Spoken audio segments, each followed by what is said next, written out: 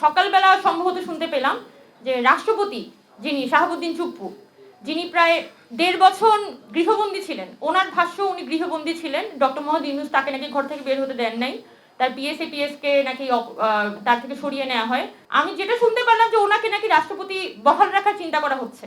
প্রথম কথা, যেদিন 5 আগস্টে শেখ হাসিনাকে এই দেশ থেকে তাড়িয়ে দেওয়া হয়, সেদিন কিন্তু চুপ্পুরও চলে যাওয়ার কথা ছিল। চুপ্পুর তো এখানে থাকার কোনো প্রকার নৈতিক ক্ষমতা কিন্তু তার নাই।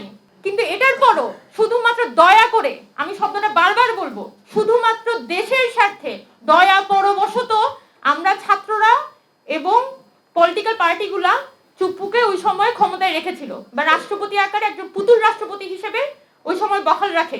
এই নতুন সরকার, একটা গণতান্ত্রিক সরকার আসার পর আমরা কোনোভাবে আশা করি না যে পুরনো যে আওয়ামী লীগের সরকার, সেটার একটা ল্যাঞ্জা নিয়ে সরকার শুরু করবে, পার্লামেন্টারি কাজ কারবার শুরু করবে। আমরা আশা করবো যে নতুন সংসদে যখন অধিবেশন হবে, তখন নতুন স্পিকার, ডেপুটি স্পিকার এবং নতুন রাষ্ট্রপতির মধ্য দিয়ে হবে।